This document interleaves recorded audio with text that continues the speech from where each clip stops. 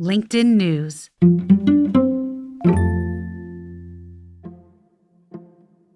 Good morning, ladies and gentlemen. Good evening. Welcome aboard. My name is Carol Hobson. This is your captain speaking. I have never flown an airplane that has a rear view mirror.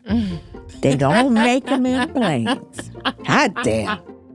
If you wake up in the morning and you say to yourself, today I choose happiness. Today I'm going to be happy. You're actually likely to be less happy. But if you break it down into its elements, into its components, then you can become happier. If you want to be happy and healthy, there is nothing you can invest in more deeply than your relationships that will lead to bigger results. And that I can promise. Is it too soon for me to ask you to? Are you still in love? Do you still enormously enjoy it? Yeah, yes. Yeah, Look at how cute he is. How could I not be in love with this face? When someone says, I'm so stressed out, that just means that the external demands are bigger than the internal resources. You can build internal resources. Those are all trainable skills that you can go into high heat, high stress moments and be like, let's go figure this thing out. Well, just so you know, this is going to freak you out, but oh well. We were married in a past life, according to the charts. How did you even... I didn't want to say that on air, right, Michelle?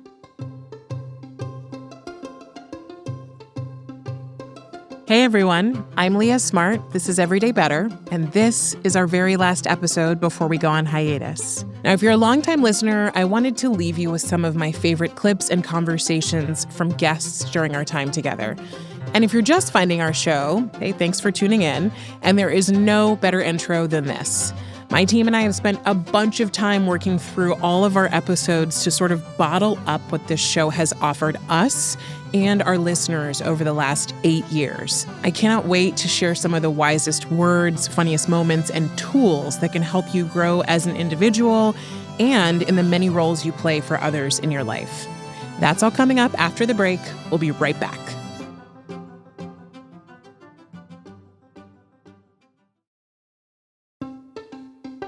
Hey everyone, from LinkedIn News, this is Everyday Better, a show about the tools you need to create positive change in your mindset, your work, and every other area of your life. I'm Leah Smart, LinkedIn's senior editor and certified professional coach, and I help people become better versions of themselves one day at a time. And every week, I've sat down with a trusted voice so that together, you and I can explore how to take small steps toward big changes, the kind we plan for, strive toward, or never saw coming. When I first started this podcast with my friend Jackie, we were both getting certified as life coaches and doing leadership coaching certification. And I'm going to tell you, we were learning so much about self-development, how to know yourself, how to observe yourself, how to build habits that you want to have, how to understand and build self-compassion, knowing your emotions through awareness, being able to make it through difficult times through resilience. I could go on, but we realized that we had to share it. And that's something that's been very true about me that I've realized since I've started this show is if I'm going to learn it, I have to share it. We had to show people that the changes in themselves were possible. We wanted them to know what they could experience and what that improvement could feel like because we'd felt it. Now, a few years in, Jackie stepped away from the podcast and I took it on by myself. And one of my first solo interviews was with LinkedIn CEO Ryan Roslansky. Let's take a step way back. Oh, cool. Sure. This could be part of the podcast or not. That's up to you. Can you share more about this podcast and why you started it and what you were hoping to accomplish with it? Ooh, of course. So this podcast started because 2.5 years ago, Jackie and I realized that... Now, at the time, I was trying to find my way around even making a podcast. I had to figure out what the topics would be, who I could interview, recordings, all the things, and mostly on my own. Even with such a small show, though, we had gotten a ton of positive reviews from people who were seeing the benefits of this work. So I knew I could not give it up. I was determined to keep learning, sharing, and helping people grow. And the idea continues to be, how do we explore these things so that we can all become more of who we truly are, no matter where we are? When people spend more time developing themselves, they then, by nature, transform other people around them, and then the world transforms. I love it. There's a natural compounding effect on that, which I think is super powerful. And I think that it's truly great. You had a line in there. I don't know if you remember it, but it was about allowing people to be who they are, where they are. And that's just you said it much better than I just repeated it, but that's such a powerful concept. And I think you're really onto something here. So just before that episode with Ryan was released, I sent it to him and his team. So I'm sitting in my backyard in California at my dad's house, and within about 4 minutes, I get a call, and it was Ryan. Now, if you're anything like me, your immediate thought is, oh my God, I'm probably about to be fired for whatever happened in this interview. But instead, he said, this is the work you're supposed to be doing, and I'm going to make this your full-time job at LinkedIn. I love it. I love this podcast. Love what you're doing. I thank you so much for everything you do for the company. And that's how I and this show became a part of LinkedIn's editorial productions. First under the name In the Arena, and now, as you know, Everyday Better. Over the last 7 to 8 years, I have gotten to interview over 200 experts about how we create positive change in our lives, our relationships, our workplaces, and communities, and the world. And now I'm pregnant with my second baby, and I have a 1-year-old, and I'm going to take some time away from the show to focus on my growing family. But I'll still be pretty active in this space. So if you're a LinkedIn Premium subscriber, you'll see me interviewing, coaching, hosting workshops, and much more. You can find me there, or you can subscribe to my newsletter on LinkedIn. And if you're not someone who uses LinkedIn a ton, you can also find me on Substack or Instagram. My handle is It's Leah Smart. And as for this show, my plan is to bring it back to you in 2027 with more topics in self-improvement and a new home. In the meantime, I want to bring you into our archive of nearly 300 episodes by highlighting some of the conversations we've had and some of the work we've done to create positive change. If you're a longtime listener, these are my favorite conversations. And if you're new here, there's no better way in. We're going to start with this little compilation with the one and only Miss Carol Hobson. He said, you've had such an eclectic background. You've worked as a newspaper reporter. Mm-hmm. You went to school for journalism. You worked at the National Football League. You worked at Foot Locker. What do you want to do next? And the first time, Leah, when I was 30 years old, I let it out my mouth. Wow. I said, I want to fly a plane. Yeah, what was that like? It was like, you know how you take that top off the soda and it goes... Yep. I went... It felt like I could breathe. Now, we're starting this compilation with Carol because she was, like all of us, looking for what she calls her one true thing. That thing that makes you come alive and gives you a sense of purpose. I want to add a note that this can change, of course, throughout your life. But she's a great example of what it looks like to figure out how to actually go after our version of better and our version of aligned with what we're supposed to be doing. At some point, all of us get to a moment or moments in our lives where it's time for us to take action. Maybe it's because we've decided to make a change, or maybe a change has happened to us, and now we have to navigate it. Navigating this terrain takes self-awareness, and I'll be honest, a lot of work, but I'm going to tell you it is so worth it. And how to do that work, well, that's why this podcast exists. And I have a ton of tools I'm going to show you today. But first, I want to share some of Carol's story and advice because it's kind of like a roadmap of how to make any intentional change. Carol is now a captain for United Airlines and a flight instructor helping other women of color get their pilot licenses. When Carol first named that she wanted to be a pilot to her now husband, he got her first flight lesson as a gift, which is amazing.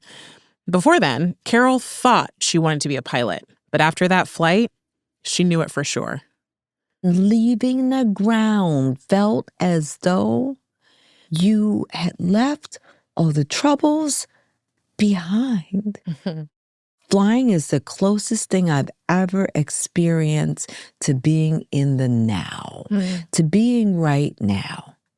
So what happens? You land and then you're like, okay, I'm quitting my job. I'm done. That's it. I'm quitting my job. I'm done. And we met for dinner, and he said, no, don't quit that good job. Yeah. He's like, I just wanted you to have some fun. I just want you to have a little fun. What in the world? So he gathered himself, and he does what he does. And he said, I tell you what, why don't you and I create an exit strategy for you? Mm-hmm. I said, what's that mean? He said, it's how you go, and it's when you go, and it's a planned departure, almost like when you take a flight, right? You wouldn't just hop in the airplane and go from here to California. Yeah. You would plan it out. You would, how much fuel do you need? That's money. Yep. How much time will it take? That's your flight time. Mm-hmm. Where will you go? That's your research. All right, we got a little work to do. And that exit strategy was about 6 years. Okay, so there's the one true thing that guided you. I think a lot of people don't know what their one true thing is. That's right. How do we find it? You ask yourself, and doggone it, you listen. And you know what it is.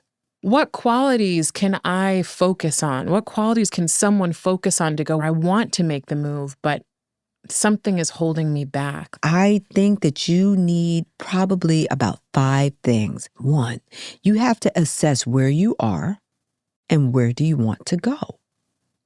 Number 2, you need some degree of research, and it's not just what Google says. Number 3, you make a real assessment of what your skills are and where you're lacking. You got to be real honest with yourself. What are my strengths? That's nice. What are my weaknesses? Sometimes they're almost the same, but sometimes, and I get a chill when I say this, you just don't want to tell yourself. No. It's the hardest thing to do. Write it down on a piece of paper. Mm-hmm. Number 4, get to work on those weaknesses. And number 5, clear your path. And here goes the other thing. In order to act, you must wake. So you can't just have a dream. Mm-hmm. In order to act, you must wake. I love that line. In order to act, you must wake. You have to wake up to what you want. You have to be willing to wake up to the fears you have about what you want. You'll have to wake up to the path to get there, to some of the risks you might take, to your strengths that will help boost you, and to the weaknesses that might hinder you. Now, there are lots of tools you can use to wake, to get to know yourself. You can start by using a journal. Simply roll out of bed, set a timer, and just write. Doesn't have to be about anything in particular. Just put your pen to a piece of paper and write. Or you can figure out what really matters to you by defining your core values, what guides you through life, so you have something that you know you can go back to when you feel lost. I have a whole episode about that one. Or you can even use your birth chart and astrology. Here's psychological astrologer Dr. Jennifer Freed. And just a heads up, this was recorded during Mercury retrograde, and Jennifer said that's why the construction you can hear outside her home started right as we began our interview. For me, the mark of success is truly giving your gifts. And the chart shows you what those potentials are. It's like a curriculum. You're in the school of life. Mm-hmm. Here are your courses. You can be an A+ student or you can fail out. We have free will. So one of the true callings in astrology is playing your highest best self. When you're in the arena playing full out your greatest possibilities, you're not only delivering yourself satisfaction, you're adding so much to the world. I love my conversation with Dr. Freed, but if astrology is too woo-woo for you, a great place to start knowing yourself, your strengths, your weaknesses, your core motivators, and this is really my favorite thing ever, is the Enneagram. Now, if you're going, I don't know what that is, if you've ever heard anyone say, I'm a 1, 2, 3, 4-wing 5, that's the Enneagram. Now, I fell deep into it when I was working here at LinkedIn in learning and development, which was my job right before this one on the editorial team. My manager had me take it as one of the assessments it would be using with our leaders. So I go in thinking it's just another personality test. But when I saw the report and my results, and I started digging, I realized this was an assessment that could actually change a person's life. My results were so on point, like embarrassingly on point.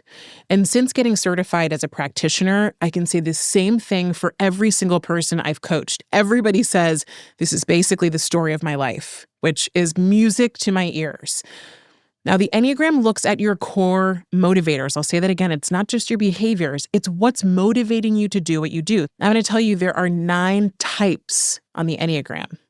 Now, it does get more complicated, but for simplicity's sake, let's just say there are 9 ways in which you could see the world, 9 different ways in which you could be motivated. So the reason I share this is because when you take the Enneagram, if you take it, you'll see your type. And one of the first things people do is they go, okay, I'm a type 3. This is who I am. And they get really sunk into the identity of the 3 or whatever the number is. However, I want to tell you, the point of the Enneagram is not to over-identify with your number.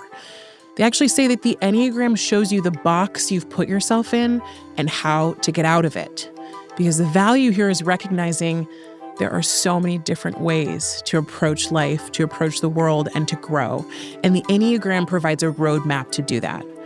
Now, I'm going to let B. Chestnut, who is a renowned Enneagram expert, tell you more about how to use it as a tool for your growth. What we're really doing with the Enneagram work, which is what we do in good psychotherapy, I think, too, is making unconscious patterns more conscious. That's the name of the game, right? Once people find their type, the main method behind the Enneagram, especially in the beginning, but all the way through, is what we call self-observation, which is kind of developing an inner witness that is a part of you, but is a little bit outside you, kind of looking at what you're doing and narrating it and noticing without judging. Right? This is very important. And it's really hard for people to do this at first. First of all, it's hard to do because it's just like meditation can be hard to do. It's hard to focus your attention as an act of will on observing yourself. But another reason why is we can tend to get self-critical when we start noticing things. And that actually stops the process of being able to really self-observe in an objective way, because very quickly we get into, I don't want to see that. Resistance.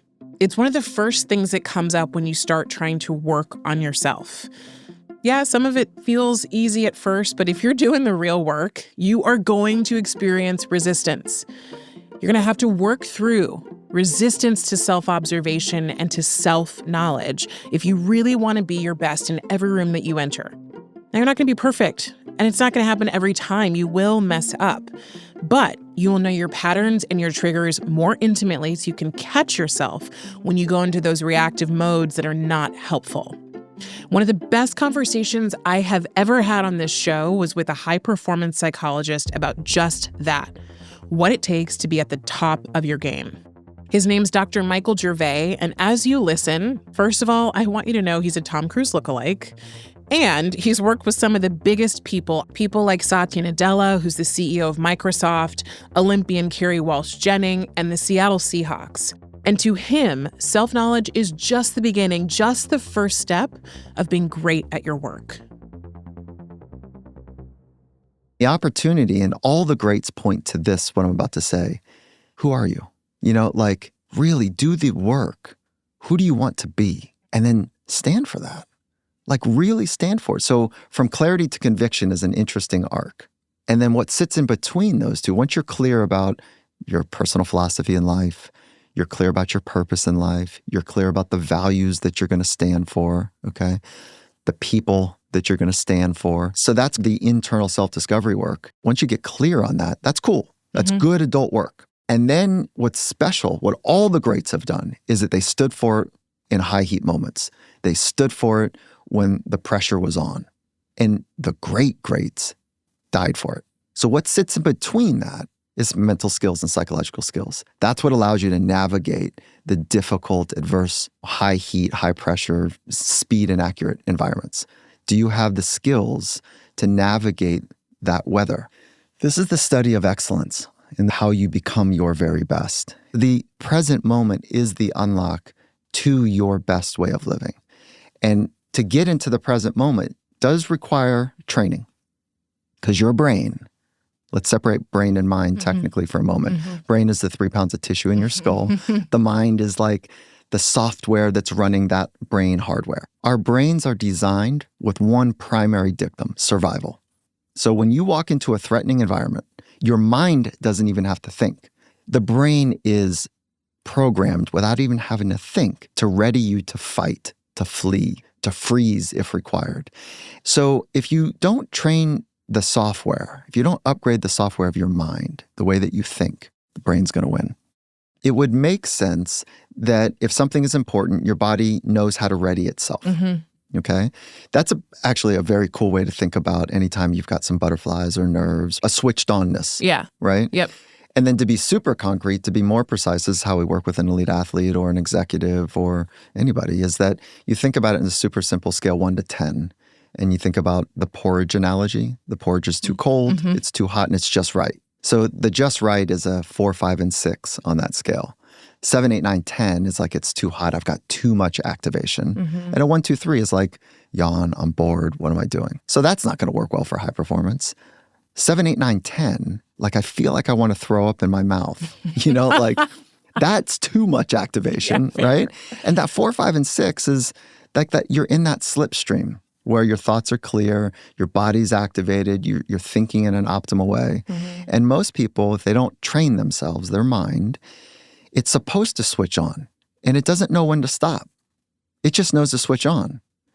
And so how do you back it back down? 200,000 years ago, you just got away from the wildebeest. You got away from the saber-tooth tiger. And then naturally your body would start coming down with long exhales. Because when you're running, what do? And then when you're done, Yeah. So a long exhale is paired with relaxation, reset. The skill of being calm, which we just talked about, 0 to 10. The way you go from an 8, where I kind of feel like a little too much rattle, my heart's pounding a little bit too much, my breathing is changing, my body temperature's heated up, and I'm going to go stand in front of a boardroom and pitch what I think is a really important idea for our company's future, and I'm just too activated, breathing and self-talk. That's it, breathing and self-talk. But you have to practice those.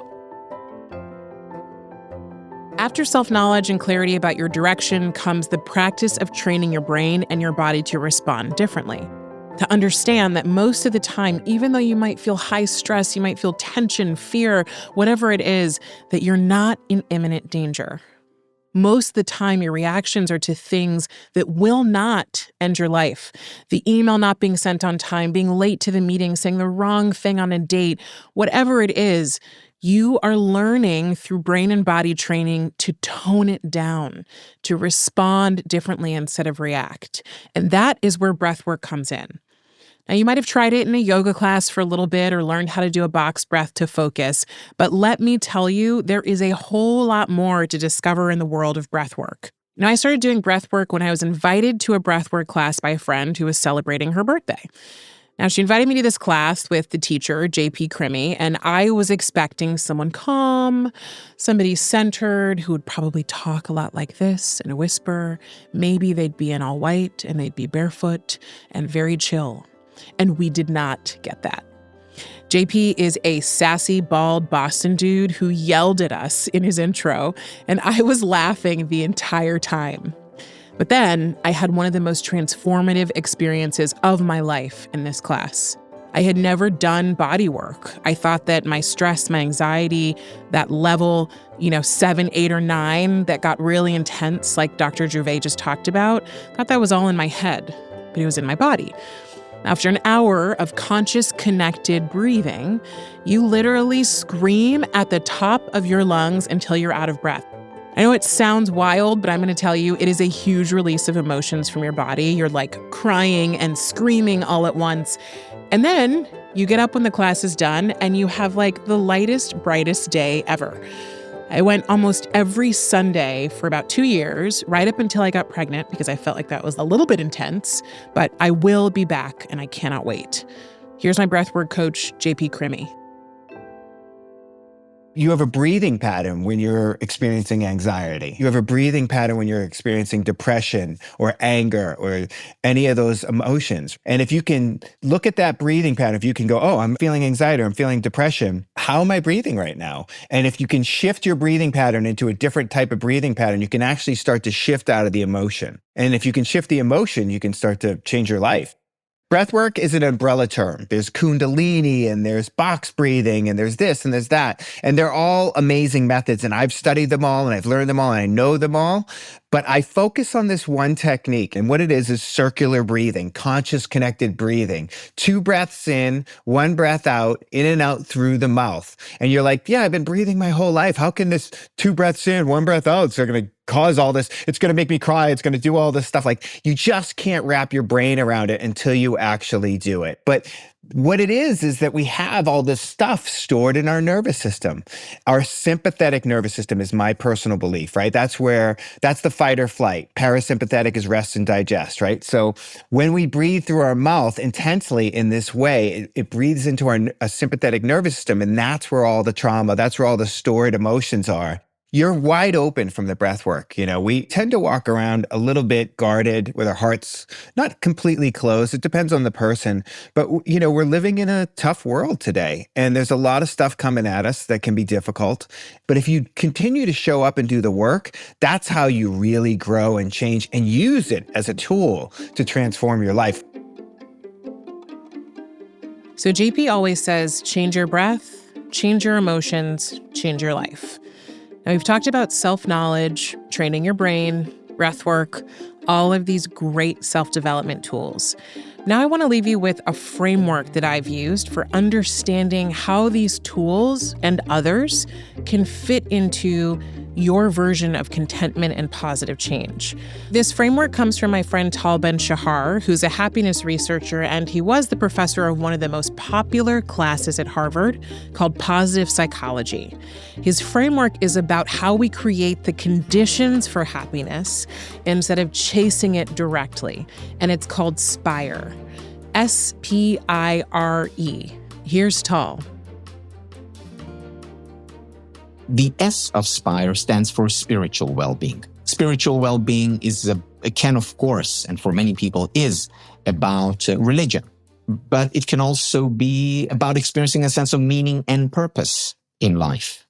In whatever we do, whether it's volunteering or the work that we do or the family that we spend time with. So a sense of meaning and purpose, spiritual well-being, also being present to whatever it is that we're doing that contributes to spiritual well-being. Let me ask you one thing. Please. How do we know we're being present? You know, there's a wonderful, wonderful book by Yongey Mingyur Rinpoche, who's a Vietnamese/Tibetan monk, called The Joy of Living.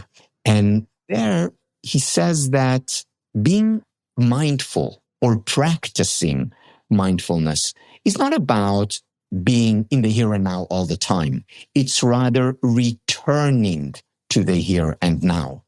And he calls these moments oops moments, where he says, let's say you're meditating and you suddenly start, thinking about your run later or about, conversation. Happened this morning. Exactly. And then you say, oops, and you come back to the here and now. And the here and now can be focusing on the breath going in and out.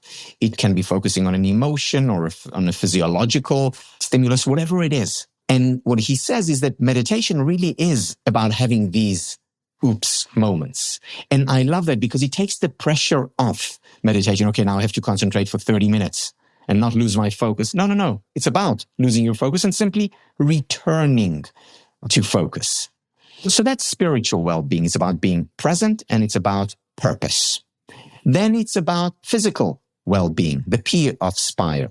And that's about the NEST model. NEST is nutrition, exercise, sleep, or relaxation and recovery in general. And the T of NEST is touch. There's wonderful work by Tiffany Field on the importance of touch and the importance of touch for babies, for the elderly, and everyone in between. And then there is intellectual well-being, the I of SPIRE. Leah, one of my favorite studies shows that people who are curious, who ask questions, who are learners, who want to know, are not just more successful, they're not just happier, they actually live longer. Isn't that amazing? So, curiosity kills the cat, but it actually helps us. It saves the human. Yes. I just love that. And then there is relationships, the R of SPIRE. Number one predictor of happiness is a quality time we spend with people we care about and who care about us. And that, of course, includes also kindness and generosity.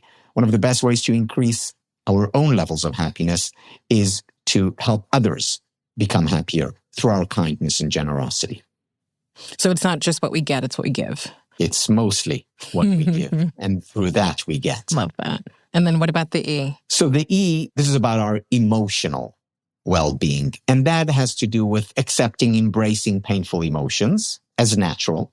And it's about cultivating pleasurable emotions like gratitude, like love, like joy.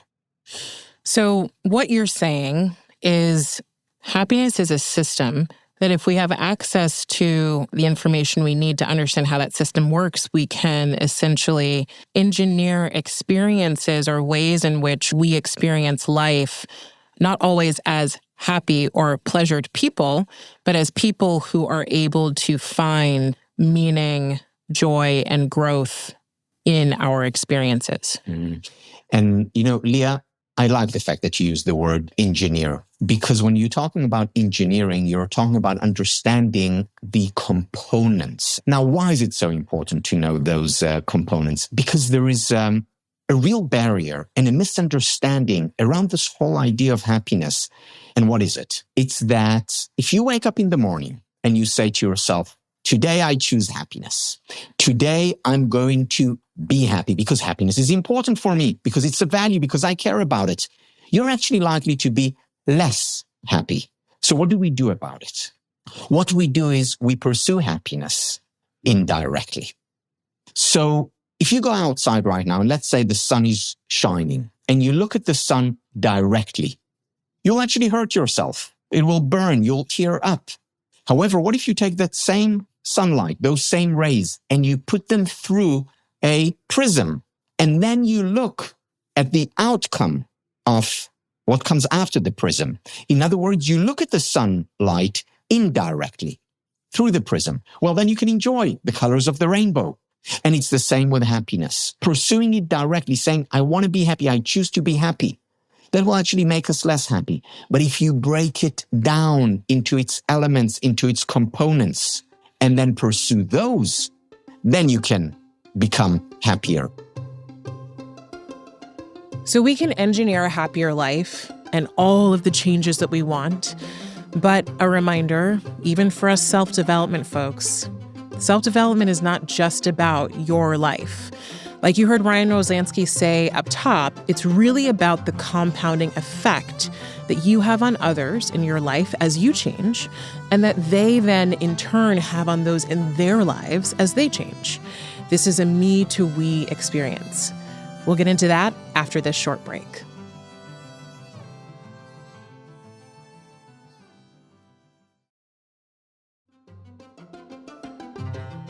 And we're back with our best of compilation.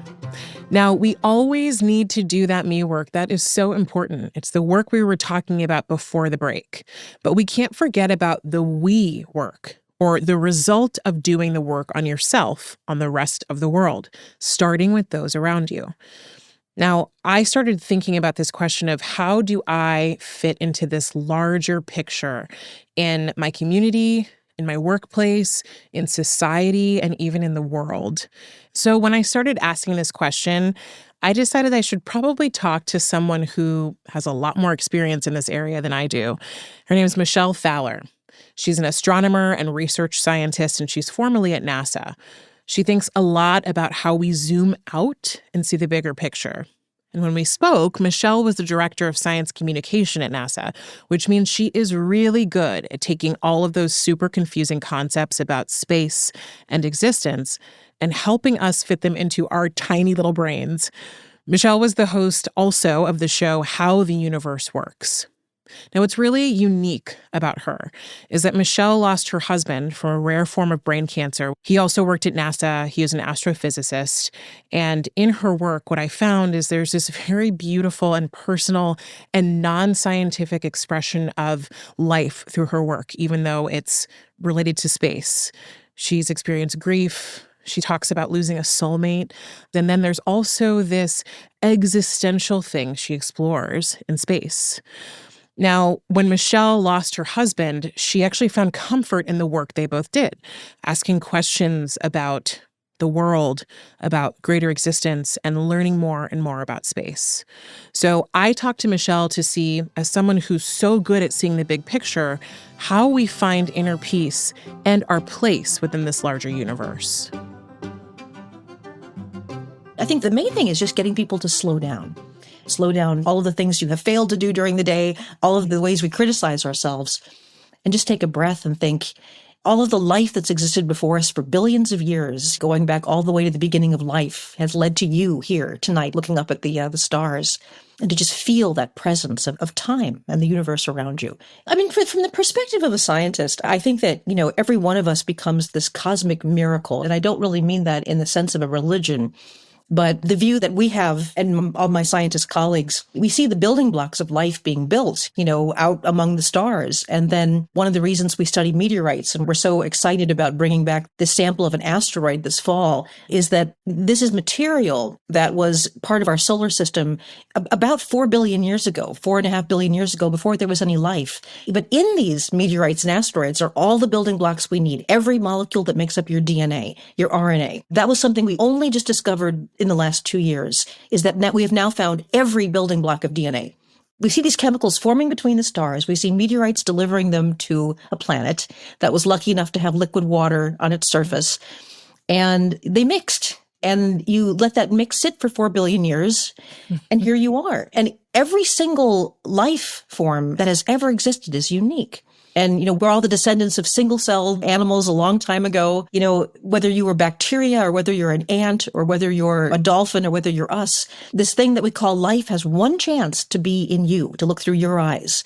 The universe becoming conscious just for a brief time in each of these forms. So the universe only has one chance to see through your eyes. Give yourself that much respect and your life that much respect. We find ourselves in this together. We're all that little drop that becomes the ocean. We're not going to get an ultimate why. I mean, why is that we're, atoms formed and mixed in water and here we are.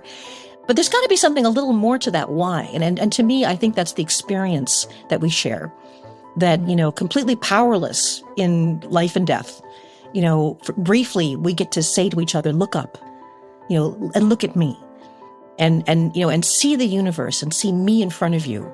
And see love, and see grief, and see vastness. And, that's something that never leaves me for a second. That's, in the fabric of my life. One thing you do get to see when your spouse dies young is, I thought we had all this time. My husband went from absolutely fine to dead in 9 months.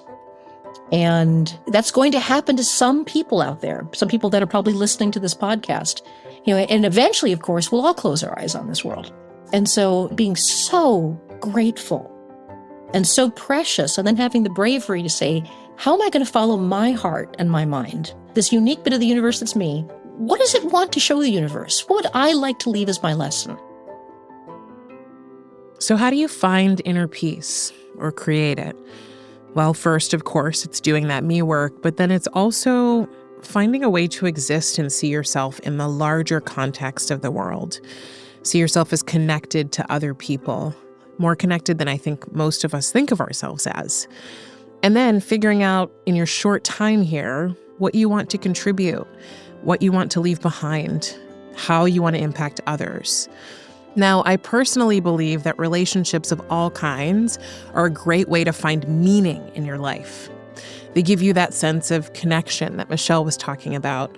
And a good friend, colleague, or partner can even help you better understand your values, your gifts, and your potential for contribution more clearly.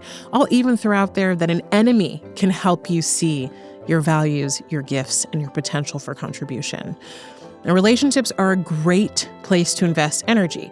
Now, we know from the research, this isn't me just saying this, that the quality of our relationships, our social connections, is the top predictor of our happiness, our contentment, and even our longevity. I'm going to let social relationships expert Shasta Nelson tell you more about the value of relationships, specifically friendships in adulthood, and the core things you need for a healthy friendship. Here's Shasta. 70% of our happiness comes down to our relationships. And so you think about everything else you say you want in life, everything you think will make you happy, that vacation, that weight size, that house, all the things, they add up to less than 30%. At the end of the day, it's virtually impossible to be happy, which is what you want, if you don't feel connected. So I say my definition of friend is any relationship where both of you feel seen in a safe and satisfying way. This is crazy, and I didn't realize it. It takes 200 hours for someone to feel like they're your bestie. Crazy, isn't it? That's the research done by Dr. Jeffrey Hall. And the good news is we can start feeling like we're friends between 40 to 60 hours. But yeah, we self-report that when we think of like our tried and true, the people we feel the closest, most intimate with, that's 200 hours. When we look at all the science of what builds healthy relationships, of what leaves us feeling bonded, there's three things that are always present, and we can use different words for them, but there's three categories. And I use the words positivity, consistency, and vulnerability. So positivity means at the end of the day, we need to have more positive emotions when we're interacting with each other than negative emotions. In fact, the science is telling us usually about 5 positive emotions for every negative emotion. So those are emotions like, do we enjoy each other? Do we laugh together? Are we having fun? Do I feel empathy? Do I feel like she's cheering for me? Do I feel like he's there for me? Do I feel like I'm getting validated? Are we inspiring each other? And that's like number one goal. Because if we don't have positive emotions, the next two are going to be very hard to do. Consistency is what we've been speaking to the most here, and that is certainly frequency. It's also kind of logging the hours, the 200 hours. It's building history. It's having shared experiences. That's where memories are made. This is also where trust gets built up. The more interactions we have, the more consistent we are with each other, the more we begin to expect and rely on your consistent behavior and how you'll respond to things. And we start feeling like you're safer. So we start building trust here with our consistency. And then the third requirement, which is vulnerability. Sometimes our relationships don't feel meaningful. And this is where intimacy happens. And this is where we feel known. And so vulnerability is our sharing of each other. It's talking about what matters to us and our opinions and who we are and feeling like we actually can be expressed and be known. And obviously that will look different in different relationships. And not every relationship starts at a high level of that. But ultimately, as we build consistency with people, so too should we be building vulnerability with people. At the end of the day, these three things have to be present in every healthy, meaningful relationship. And so it's stepping back and saying, which one of these things isn't happening right now? Or which one, if I were to increase, would make the biggest difference to our relationships? And that's where we can start being really strategic about improving certain relationships or changing our expectations to actually reflect the fact that that's not happening in certain relationships. So after this conversation with Shasta, I actually went through all of my friends that I'm closest to, and I pinned the ones I wanted to make sure, friends and family, that I kept in contact with regularly. And something changed, pretty obvious. When I open my text messages, which I do a lot of texting, I see their faces first, which means I can immediately reach out to them and say, hey, I'm just thinking about you. And I reach out all the time, when in the past, I was kind of random and infrequent, especially with the friends who don't live nearby. It feels really good to know that I'm someone now who's reaching out regularly to people who I really care about, and I'm keeping those friendships alive and that consistency alive. And what I also recognize is that by being more consistent, our conversations are actually not just about what's been happening in your world in the last 3 months. It's like what happened today. And so they feel like they're more a part of my life and I'm more a part of theirs because we're not playing these big, long catch-up games. Now, last but not least is a conversation I have to highlight. It's one of my favorites. The guests are Drs. John and Julie Gottman, who are two of the top relationship researchers and educators in the world.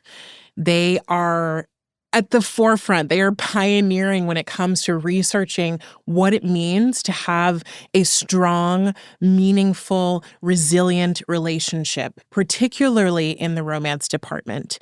And that's so important because everybody I know wants to find someone to be partnered with. Now, these two are obsessed with studying people. And before I even met my husband, long before, I was buying their books, I was looking at their work. And what I really wanted to do was prepare myself for what would likely come when I entered into a long-term partnership, when I hopefully got married. What I was unprepared for when I met them was how sweet and absolutely hilarious they are to watch as a couple. I mean, I was in awe at how they communicate and also how they sort of like playfully jab at each other and bicker. I mean, they're just real. Now, as I said, they specialize in romantic relationships, and they have this lab where they study couples, which is really cool. And I'm going to let them get into it. But as you listen, I want you to think about all the ways that the bids for connection they talk about are happening in all of your relationships, not just the romantic ones. Here are the Gottmans. Bids for connection are a way of turning towards your partner either for interest, just to have your partner interested in something that you're saying or that you're seeing, or expressing a need, whether that's a small need or a much larger need. So we call making bids for connection an opportunity for turning toward one another. And when your partner just calls your name, hey, John, look at that beautiful bird out there. Isn't that gorgeous? John, that's a bid for connection. I want John to be interested in what I'm seeing and to enjoy it with me. Now, John can respond in 3 different ways. He can either totally ignore what I said and remain silent. We call that turning away. He can also turn against me by saying, can't you see I'm reading? Stop interrupting me. Give a hostile response. Or he can turn towards me and say, that is beautiful. That's all it takes. That is all it takes. And turning towards is one of the most important elements of successful relationships, no matter what kind of relationship it is. We found in our apartment lab, the Love Lab, where we actually had couples stay for 24 hours, and we videotaped them except for during their sleep hours. We took their urine samples. We took their blood pressure. We were measuring their heart rate. We were looking at their physiology, but we were also 100th of a second by 100th of a second analyzing the tapes later of how they interacted, just relaxing together and hanging out. And what we saw is that the couples who were successful years down the road turned towards each other in that 24 hours 86% of the time when their partner made a bid for connection. But the couples who were unsuccessful, who ended up either unhappily together or split up, turned towards each other only 33% of the time. So that's a 53% difference in turning toward. That's how important turning toward is. Yet, all it takes is just a little bit of listening and even a one-word answer.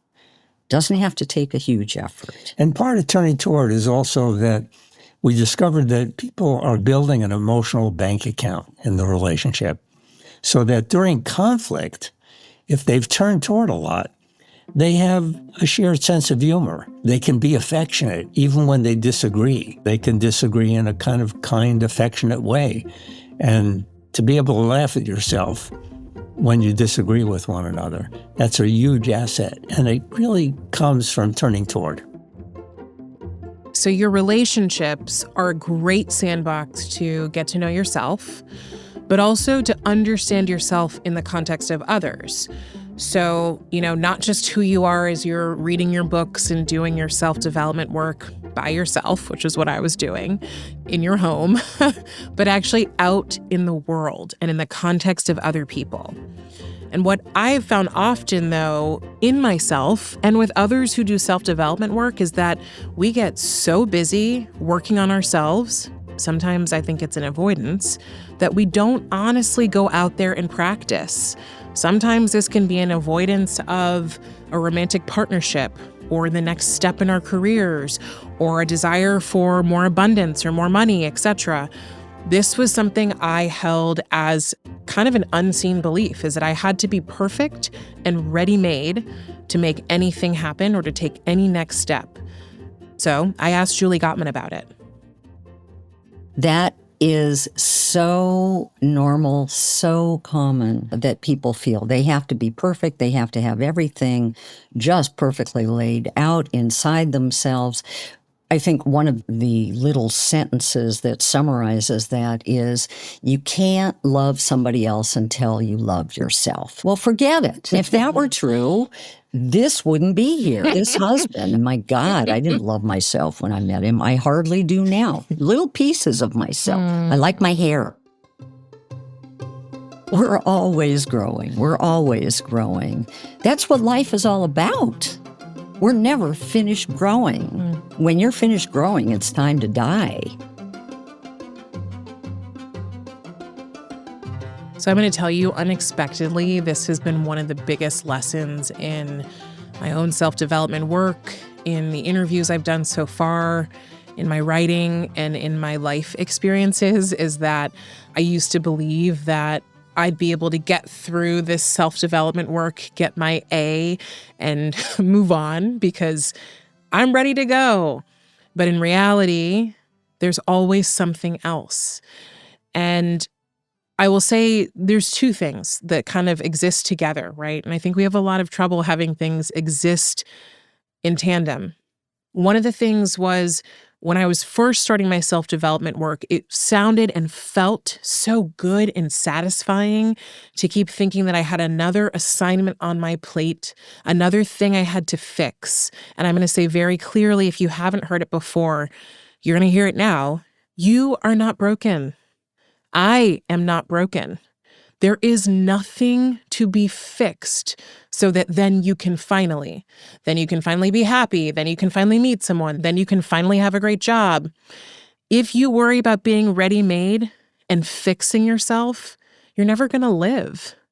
And at the same time, like Julie says, when you're finished growing, it's time to die, right? So the expectation that there will always be things presented to you doesn't mean that you're broken. It means there's another opportunity to become an even better version of yourself. There's another opportunity to make yourself into a human that you're proud of. And so if you can look at your life and look at your experiences as universal lessons, as opportunities to shift some of who you are, you will just keep growing, but you'll do it with a sense of compassion, care, and love for yourself that doesn't come when you think about needing to be fixed in order to do something. And I'll say, as much as I love this work, I do think that is the really easy rabbit hole to go down. So remember, the self-development work itself, fantastic. How you approach it and how you think about you as a human being and your value in the context of it, even more important. Now, what I've shared with you today are the tools, frameworks, and insights that I've loved. I have, of course, many more, but that you can use in your work, but also in your relationships and your entire life. And I hope that's exactly what you do. I hope that even just one of these voices sparked just a curiosity in you. It doesn't matter if you want to go read that person's book or their work. I just want to spark curiosity and I want you to follow it. I'm going to tell you that's how this work came about for me, was curiosity. And over the last 8 years, this work has changed me. When I thought I got it, my life changed again. And I got to dip in again. Right now, I'm dipping in again as a new mom, as a newly married person. There are so many things that I look at and go, oh, wow, I need to go back to that book. So I also want to say, don't spread yourself too thin. There are probably 4 or 5 books today that I say, I will come back to this no matter what, because there is no done. And for me, it's coming back and back and back to the same lessons with a beginner's mind, with an openness to starting over, with being with other people and realizing you're going to make mistakes. You're allowed to hit pause and say, whoops, I did that wrong. I shouldn't have done that. To give yourself compassion, to try again, and to lead other people by showing them that that's something they can do. Through your vulnerability, you can help change other people and you will change yourself. So thank you so much for being here. Thank you for coming with me. Thank you for staying with me. And I'm going to ask you to stay with me. There is more coming from me and from my work There's more people I want to share with you. There are more concepts and ideas. There's more life experience that I can't wait to live with you and hopefully explore with you. And I believe we have so much work that we can do to change the world as we change ourselves. Now, as I've said many a time, and I'll say again, I will be writing on Substack. I love writing, and I have just missed it so much. So make sure to find me over there. I'll drop a link to these full conversations in the show notes and the links where you can find me while this show's on hiatus. And make sure you follow the show wherever you're listening. You'll get an update when we come back. And last but not least, I'll just say, gosh, trust yourself. You know, in a world where it can feel like so much is happening and there's so much you don't control, trust yourself. Trust that you can control certain things. Trust that you can impact certain people. Part of that comes from looking for hope and goodness in the world. I love to turn toward gratitude.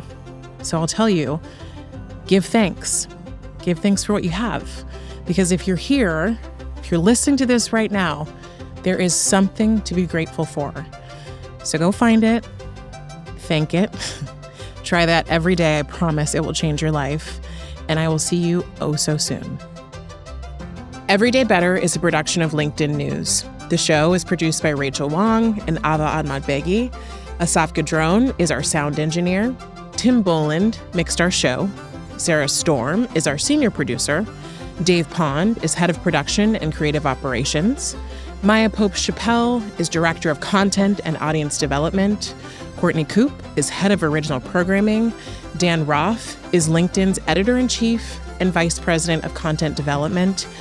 And I just want to say thank you so much to every single person who's put their hands on this show over the last 8 years. You all know who you are, and there's too many to name. But I so appreciate your support.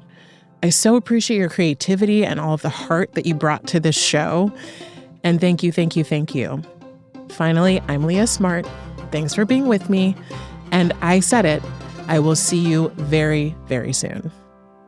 Take care.